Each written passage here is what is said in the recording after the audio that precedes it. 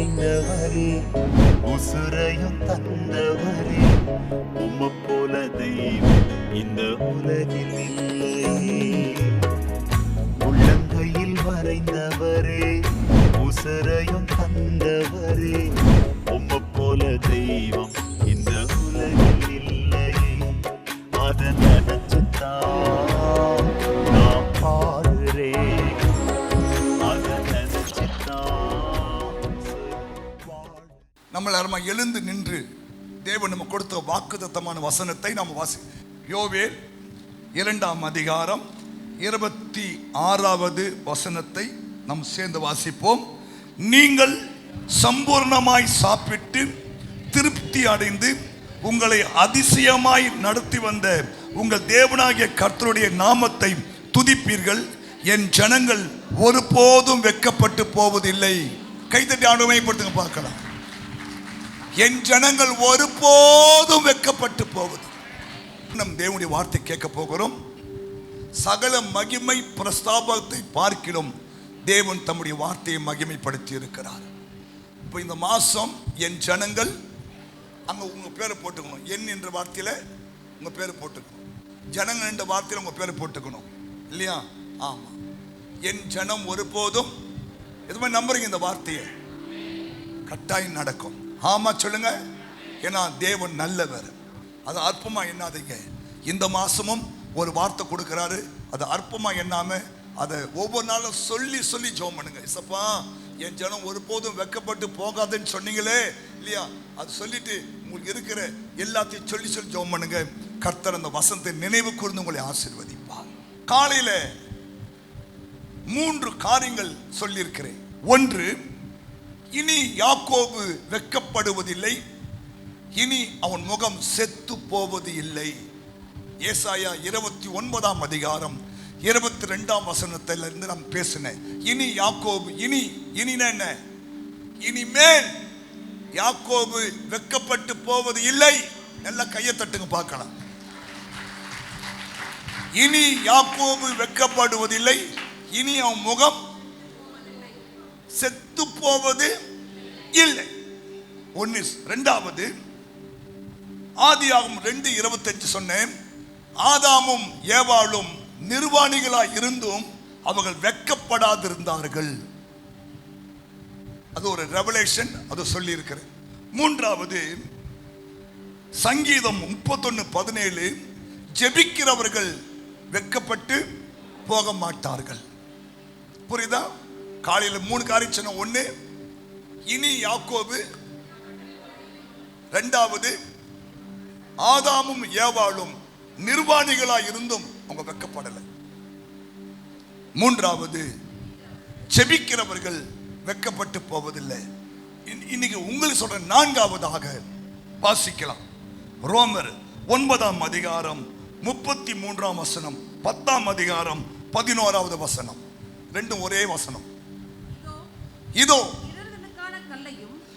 இதோ இடறுதற்கான கல்லையும் தவறுதற்கான கண்மலையையும் சீயோனிலே வைக்கிறேன்.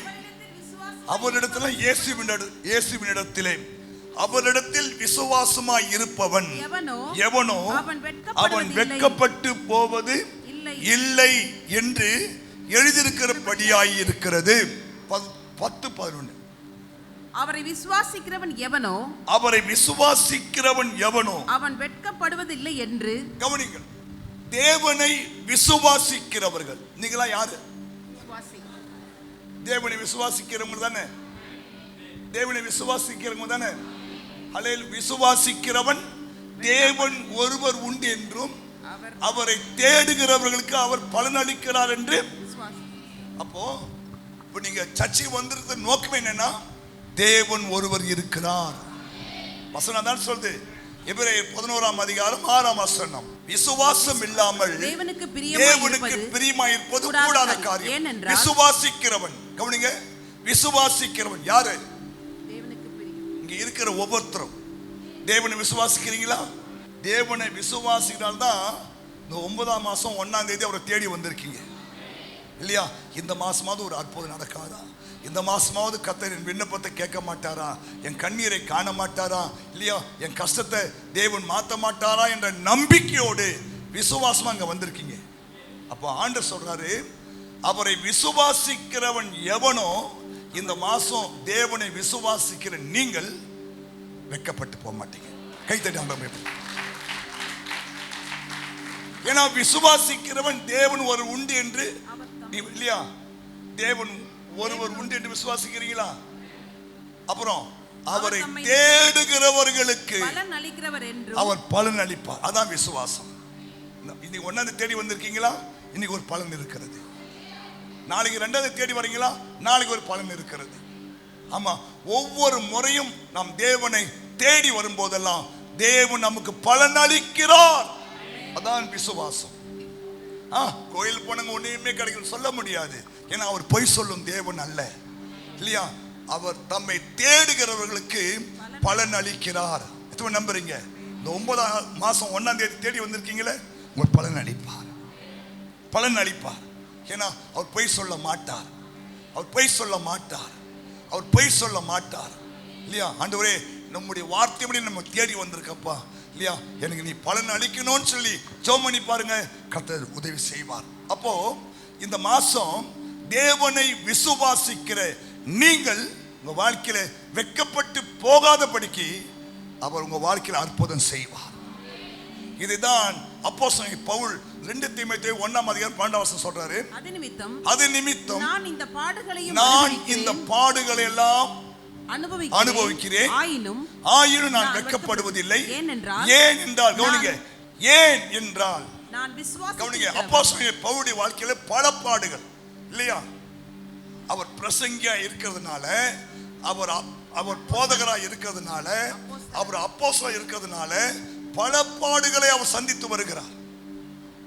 ஆமா, சொல்லுங்க. ஆமா, அவர் ரட்சிக்கப்பட்ட அந்த 9ஆம் அதிகாரத்திலேயே அவருக்கு மரண ஓலை எழுதிட்டாங்க. அவரை கொலை செய்வதற்கு அவங்க வகை தேடினாங்க. ஆனா ஸ்தோத்திரம், கர்த்தர் அவரை ஜெயமாய் நடத்தி கொண்டே வந்தார். சொல்றாரு, அது நிமித்தம் நான் இந்த பாடுகளை எல்லாம் அனுபவிக்கிறேன். கவனிங்க, ஆயினும் நான் வெட்கப்படுவதில்லை. ஏன்? நான் விசுவாசித்திருக்கிறவர் இன்னார் என்று நான் அறிவேன். கை தட்டுங்க பார்க்க நல்லா. நீங்க விசுவாசிக்கிற தேவன் யார் என்பதை நீ நல்லா அறிஞ்சிக்கணும், இல்லையா? அதுல உங்களுக்கு எந்த சந்தேகம் வரக்கூடாது. இயேசு கிறிஸ்து உயிரோடு இருக்கிறார் என்பதற்கு அவருடைய கல்லறை இன்னைக்கும் காலியா இருக்கிறது, இல்லையா? உலக சரித்திரமே 2ஆக பிரிக்கப்பட்டிருக்கிறது, இல்லையா? இயேசு கிறிஸ்துவின் பிறப்பை வைத்துதான் கிபு என்றும் கிபி என்றும் சொல்லப்பட்டிருக்கிறது. இந்த உலகத்தினுடைய சரித்திரமே இயேசுவின் பிறப்பை வைத்துதான் பிரிக்கப்பட்டிருக்கிறது. இயேசு பிறந்தது உண்மை, இயேசு வாழ்ந்தது உண்மை, இயேசு மரித்தது உண்மை, இயேசு அடக்கம் பண்ணப்பட்டது உண்மை, இயேசு உயிரோடு எழுந்தது உண்மை. அவர் இன்றைக்கும் ஜீவனோடு இருப்பது அதை விட 1000 மடங்கு உண்மை. புரியுதா? புரியுதா? அப்ப அவர் உயிரோடு இருக்கிறார். அதை விசுவாசிக்கிறீங்க, வெட்கப்பட்டு போக மாட்டீங்க. அவரை விசுவாசிக்கிறவன் வெட்கப்பட்டு போவதில்லை. சரி, அதனால இந்த மாசம் உங்கள் விசுவாசத்தை நீங்க என்ன பண்ணணும்? கொஞ்சம் செயல்படுத்த ஆரம்பிக்கணும். கவனிங்க, விசுவாசம் வளரக்கூடியது. விசுவாசம் வளரக்கூடியது. Little faith, great faith. Yesu சொன்னாரு, உன் விசுவாசம் பெரியது. உன் விசுவாசம், அப்போ விசுவாசத்துல பெரிய விசுவாசம் இருக்கிறது, சின்ன விசுவாசம், லிட்டில் ஃபெய்த். அற்ப விசுவாசிகள் சொன்னார்ல, அது பேரு லிட்டில் ஃபெய்த். அங்க லிட்டில் ஃபெய்த். உன் விசுவாசம் பெருசுன்னு சொன்னார்ல, அங்க கிரேட் ஃபெய்த் போட்டிருக்கு. அப்போ உங்க விசுவாசம் வளரக்கூடியது. ஆரம்பத்தில் நம்ம எல்லாம் லிட்டில் ஃபெய்த்தா இருப்போம். ஆனா நம்ம இந்த வசனத்தை கேட்க கேட்க கேட்க கேட்க உங்கள் விசுவாசம் கொழுந்து விட்டு எரியணும். அதுதான் உங்களை சர்ச்சைக்கு வாங்கன்னு சொல்றது. ஏன் தெரியுமா? நீங்கள் விசுவாசம் கேள்வினால்தான் வரும். கேள்வி தேவனுடைய வசனத்தால் தான் வரும். புரியுதுங்களா? உங்க விசுவாசம் எப்போ வளரும் தெரியுமா? நீங்கள் ஒவ்வொரு முறையும் தேவ சபைக்கு வரும்போதெல்லாம் இங்க சொல்லப்படுற வார்த்தைகளை கேட்டு நீங்க உங்கள் விசுவாசத்தை வளர்த்துக் கொள்ள வேண்டும். ஆமென் சொல்லுங்க. விசுவாசம் வளரக்கூடியது. அந்த விசுவாசத்தினால நீங்க என்ன பண்ணணும்? கிரியை நடப்பிக்கணும். ஆமென். பேதுருக்கிட்ட விசுவாசம் இருந்துச்சு. அவர் கூட மொத்தம் 12 பேர் டிராவல் பண்றாங்க அந்த போட்ல. இயேசு கடவுள் நடந்து வராரு. அப்ப இயேசு திடன் கொள்ளுங்க, நான் தான் தர. ஓகே, தைரியம் வந்துட்டு. இப்போ பாருங்க, இந்த 12 பேருக்கு வராத விசுவாசம் இவருக்கு வருது. யாருக்கு? பேதுரு. ஆண்டவரே, நீரே ஆனால் நானும் உங்களை மாதிரி கடல் நடக்க எனக்கு நீங்க கட்டளை கொடுங்கன்னு சொன்ன. அதான் ஃபெய்த். அதுதான் செயல்படும் விசுவாசம். கவனிங்க, நீங்க கோயிலுக்கு வந்துட்டு அப்படியே கேட்டு கேட்டு போயிடக்கூடாது. நீங்க உங்க வாழ்க்கை அந்த விசுவாசம் என்ன பண்ணணும்? செயல்படுத்த வேண்டும்.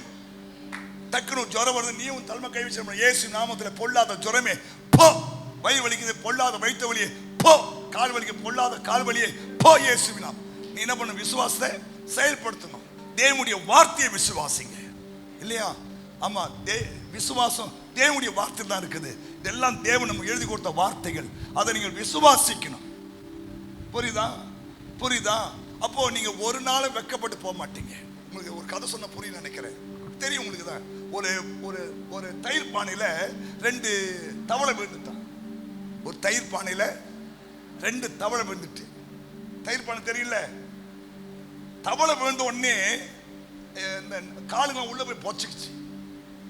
ஒரு தவளை அவ்வளவுதான், ஆண்டவரே தோத்துறோம், காலெல்லாம் மாட்டிக்கிச்சு, ஆண்டவரே அவ்வளவுதான், இனி தப்பிக்க வழி இல்லை, என்னுடைய ஆவியும் கையில் ஒப்பு கொடுங்கன்னு சொல்லிட்டு ஒரு தவளை ஜீவனை விட்டுட்டான். ஒரு தவளை என்ன பண்ணிச்சான்? அது செத்ததை பார்த்து இதுக்கு பயம் வந்துட்டு அந்த 2 காலை இப்படி கொஞ்சம் ஆட்ட ஆரம்பிச்சா தயிர் கொஞ்சம் உடஞ்சி கொஞ்சம் லூஸ் ஆயிட்டான். அப்புறம் டம டம டம ஆச்சு பாருங்க, தயிர் மோராகி மோர் மேல வெண்ணெய் வந்து வெண்ணெய் மேல ஏறி குச்சி வலி வந்துச்சு. ரெண்டும் ஒரே தவளை தான். ஒண்ணு மாட்டிக்கிச்சு, செயல்படல. ஆனா இந்த தவளை இல்லையா, கொஞ்சம் காலை அப்படியே கொஞ்சம் அசைச்சு பார்த்தது. என்னடா காலை ஆடுது உள்ள, இல்லையா, தோத்துறோம். இன்னும் கொஞ்சம் வேகமா ஆட்டுச்சு. பார்த்தா டம டம டமன்னு ஆச்சுது. தயிர் மோரா மாறிடுச்சு. மோருக்கு மேல வெண்ணெய் வந்துச்சு. வெண்ணெய் மேல ஏறி வெளி குச்சிருச்சுங்க. நீ எந்த தவளையா இருக்கணும்? செகண்ட் தவளை, இல்லையா? ஆமா. முயற்சி எடுக்கணுங்க. கிறிஸ்தவ வாழ்க்கையில முயற்சி தான். புரியுதா? அவரை விசுவாசிக்கிறவர்கள் வெட்கப்பட்டு போக மாட்டாங்க. நமக்கு எல்லாம் தெரியும் ஆபிரகாம், இல்லையா? ரோமர் 4ஆம் அதிகாரத்தில் போடப்பட்டிருக்கு. அது எடுங்க, மறுபடியும் நம்ம விசுவாசத்தோடு. இல்லாதவைகளை இருக்கிறது போல அழைக்கிற தேவன் என்று அவர் நம்பினார். நம்ம ஆண்டவர் யாரு? இல்லாதவைகளை இருக்கிற மாதிரி அழைக்கிற தெய்வம். அந்த ஆபிரகாம் சொல்றாரு, வாசிமா, உன் சந்ததி இவ்வளவா இருக்கும் என்று சொல்லப்பட்டது. ஆண்டவர் சொல்றாரு, உன் சந்ததி இந்த வானத்து நட்சத்திரத்தை போலவும் கடலின் மணல் போல உன் சந்ததி இருக்குன்னு ஆண்டவர் சொன்னாரு. அதை கேட்டு இவர் என்ன பண்ணல, அப்படியே உட்கார்ந்துருக்கல. என்ன பண்றான்? வானத்தை பார்க்கும் போதெல்லாம் ஏதோ என் பெரிய பிள்ளை, பொண்ணு, என் பேரன், என் கொள்ளு பேரன், என் 3ஆவது பேரன், அத்தை பேரன் சொல்லுவாராம் அவரு. புரியுதா? சொல்லுமா. நான் அநேகம் ஜாதிகளுக்கு தகப்பனாவதை நம்புவதற்கு ஏதுவில்லாதிருந்தும் கவனிங்க, தகப்பனாவதை நம்புவதற்கு. ஏன்னா ஒரு வயசு 100 ஆயிட்டு. கவனிங்க, 100 வயசு ஆயிடுச்சு. அந்த அம்மாவுக்கு வயசு 90 ஆயிடுச்சு. அப்போ நோ சான்ஸ். உலக பிரகாரமா பார்த்தா நோ சான்ஸ். நம்புவதற்கு ஏதுவே இல்லை. No chance. அப்படி யாராங்க வந்திருக்கீங்களா? உனக்கு தேவன் நம்பிக்கை கொடுக்கிற. நீ நம்புறது கர்த்தரால வரும். ஆமென். உன் நம்பிக்கை வீண் போகாது. சொல்றாரு, நம்புவதற்கு ஏதுவில்லைன்னா நோ சான்ஸ். ஆனா அவன் நம்பிக்கையோடு விசுவாசித்தான். கை தட்டுங்க பார்க்கலாம்.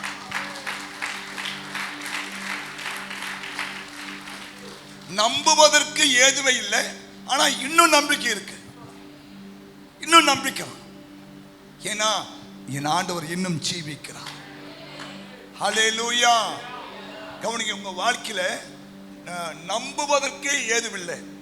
இனி இந்த காரியம் நடக்கும், இனி இந்த என் வாழ்க்கை எப்படி இருக்கும், என் குடும்பம் இப்படி இருக்கும், இனி ஒன்று சேருவோம், அல்லது இனி குழந்தை பிறக்கும் இல்லையா, இனி எனக்கு இப்படி நல்ல வாழ்க்கை அமையும், இப்படிலாம் உனக்கு நம்புவதற்கு உனக்கு சான்ஸே இல்லைன்னா கூட நம்பு. தேவனுடைய வார்த்தையை நம்பு. ஏன்னா தேவனால கூடாத காரியம் ஒன்றுமே கிடையாது.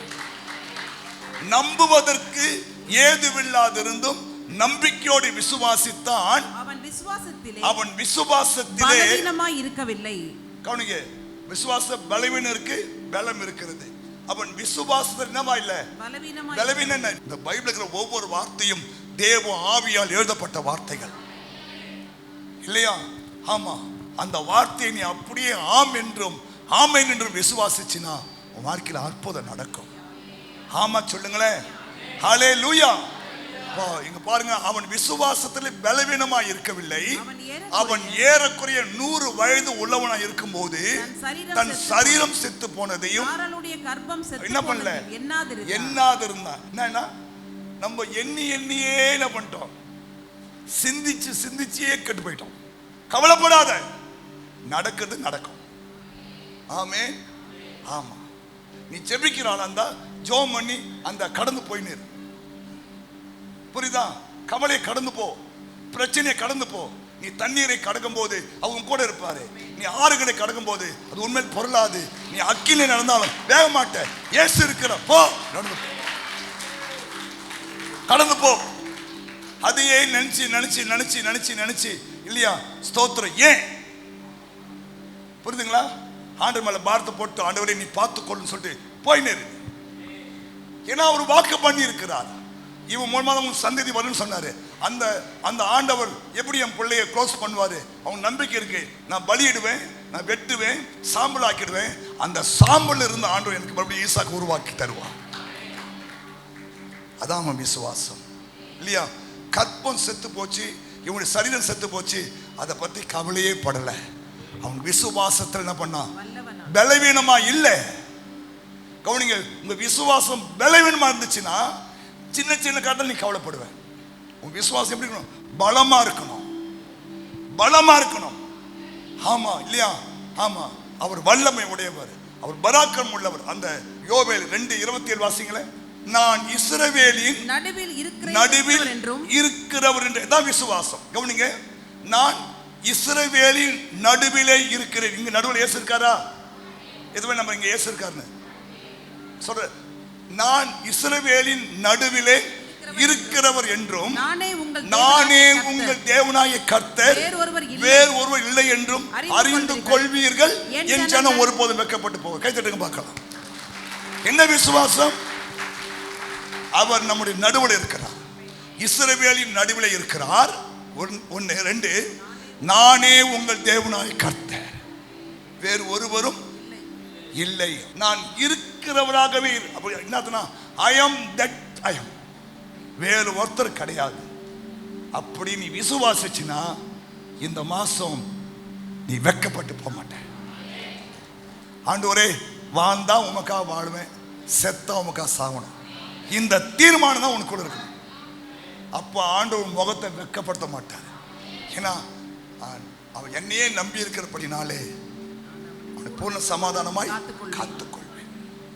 உம்மை உறுதியாய் பற்றி கொண்ட மனதை உடையவன் உண்மையை நம்பி இருக்கிறபடினாலே நான் பூர்ண சமாதானமாய் காத்துக்கொள்வேன். புரியுதுங்களா? புரியுதா? நான் இஸ்ரவேலின் நடுவில் இருக்கிறேன். 1 2 நானே கர்த்தர், வேறு ஒருவரும் இல்லை. அப்போ கவனிங்க, நமக்கு அவர்தான் ஆண்டவர், வேற ஒருத்தரும் இருக்கக்கூடாது இல்லையா? வாழ்ந்தாலும் இயேசு தான், செத்தாலும் இயேசு தான். இந்த நல்ல தீர்மானம் எடுக்கும் போது பாருங்க, ஆண்டவர் ஒரு நாளும் வெட்கப்படுத்த மாட்டார். ஹல்லேலூயா. அந்த கானானி பெண்ணை இயேசு நோக்கி போனான் இல்லையா?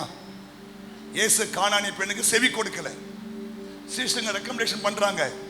அப்ப இயேசு அப்ப சொல்றாரு, பிள்ளையின் அப்பத்தை எடுத்து நாய்க்குட்டிக்கு நான் போட மாட்டேன். அப்ப அந்த அம்மா சொல்லுது, மேசிலிருந்து விழுகிற அந்த துணிக்கு இந்த நாய்க்குட்டி சாப்பிடலாமே.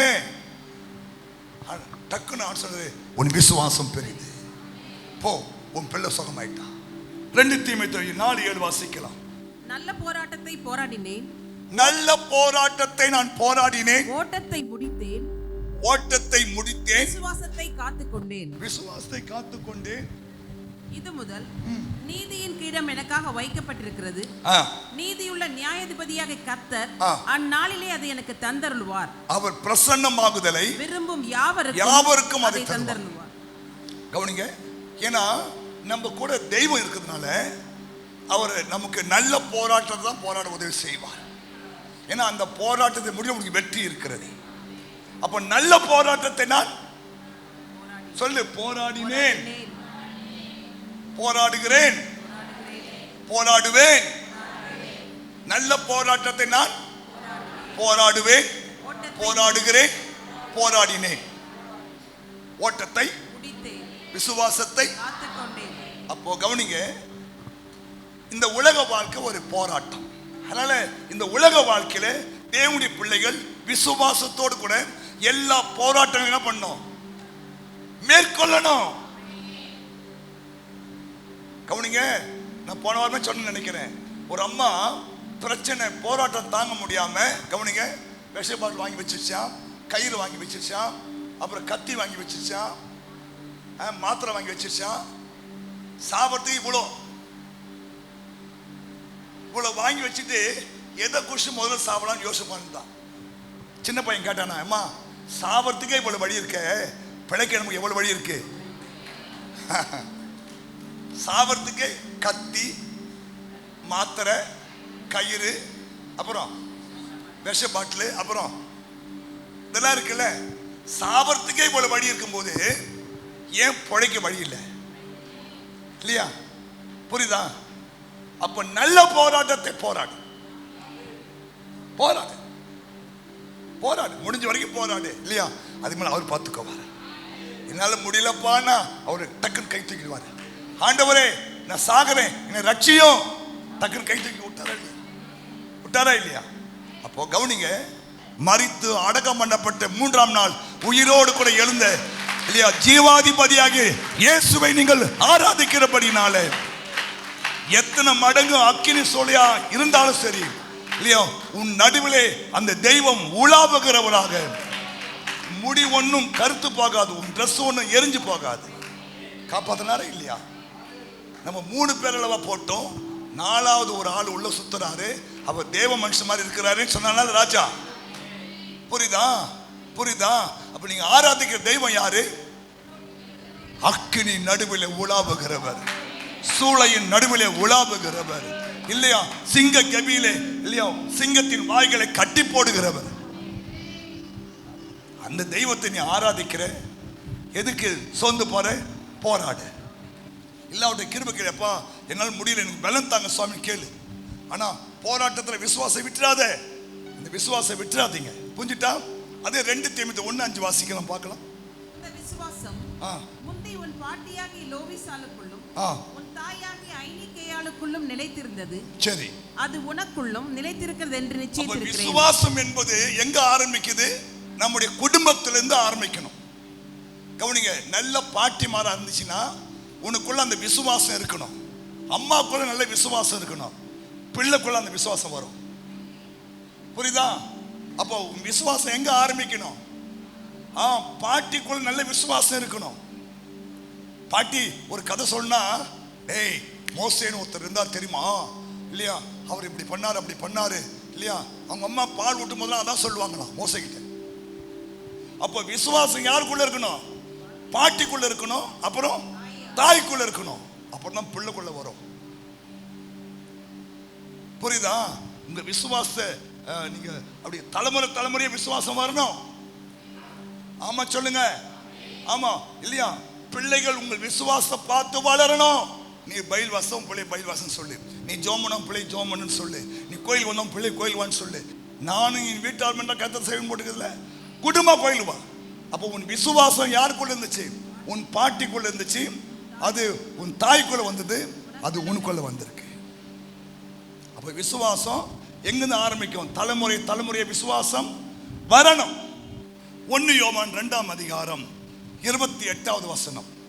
அடுத்த காரியம், இப்படி இருக்க பிள்ளைகளே அவர் வெளிப்படும் போது நாம் அவர் வருகையில் அவருக்கு முன்பாக வெட்கப்பட்டு போகாமல் தைரியம் உள்ளவர்களாய் இருக்கும்படி அவரில் நிலைத்திருங்கள். நிலைத்திருங்கள். இரண்டாவது, நீங்கள் வெட்கப்பட்டு போகாமல் இருக்கணும்னா கர்த்தரில் நிலைத்திருக்க வேண்டும். புரியுதா?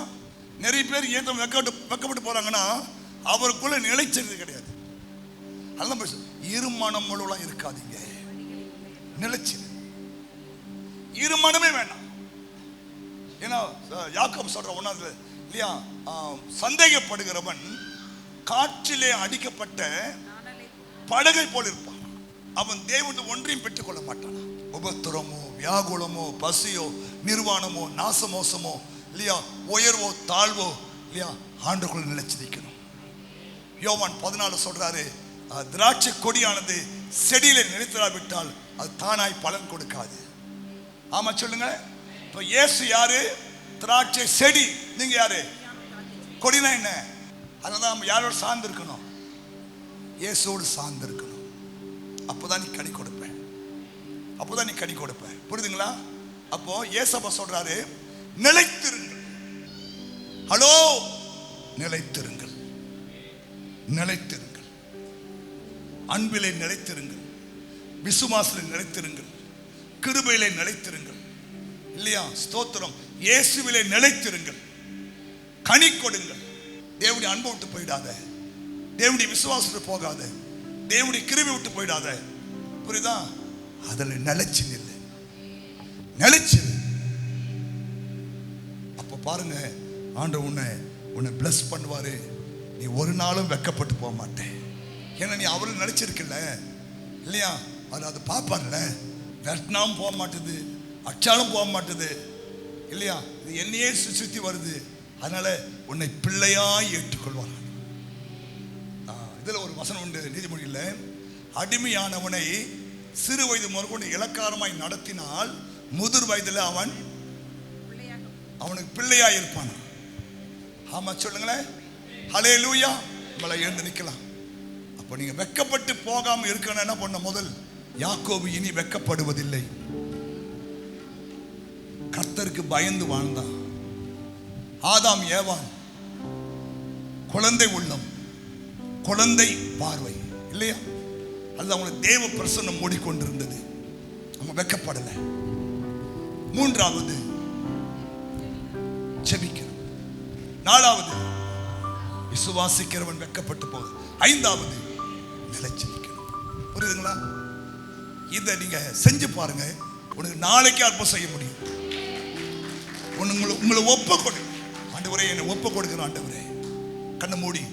கண்ணை மூடி ஏசப்பாட்ட ஒப்பு கொடுங்க. கை உயர்த்தி, ஏசப்பா, இன்னும் ஒரு மாதம் கூட உங்க சரீரத்தை ரத்தத்தையும் அதை புசிக்கிற பாக்கியத்தை கொடுத்தீங்களே, உமக்கு நன்றின்னு சொல்லுங்க. பிதாவே, உம்முடைய குமாரன் இயேசுவின் நாமத்தில் உமக்கு நன்றி. அப்போ அந்த 2வது ஆராதனைக்காய் ஸ்தோத்திரம். கொண்டு வந்த பிள்ளைகளுக்காய் நன்றி ஆண்டவரே. ஏசப்பா, என் ஜனம் ஒருபோதும் வெட்கப்பட்டு போகாதுன்னு சொன்னீங்க ஆண்டவரே. அப்பா, உம்முடைய ஜனம், உம் ரத்தத்தாலே கழுவப்பட்ட ஜனம் ஆண்டவரே, உம்மோடு உடன்படிக்கை செய்த ஜனம் ஆண்டவரே. ஐயா, அந்த 9வது மாசம் வெட்கப்பட்டு போகாதபடிக்கு உங்களுடைய வாழ்க்கையில, குடும்பத்துல, பிள்ளைகள் வாழ்க்கையில, தொழில் வியாபாரத்துல ஒரு அற்புதத்தை செய்வீராக சுவாமி. ஆசீர்வதிங்கப்பா. உம்மோடு கூட அவங்க அந்த திருவந்த பங்கு பெற்றிருக்காங்க ஆண்டவரே. ஆசீர்வதிங்க ஆண்டவரே. ஏசப்பா, ஆண்டவர், நித்திய ஜீவனுக்காக எங்களுக்கு கொடுக்கிற இந்த திருவிருந்தில இந்த பிள்ளைகள் தொடர்ந்து நிலைத்திருக்க உதவி செய்யும் ஆண்டவரே. ஆண்டவரே, ஆசீர்வதியும்.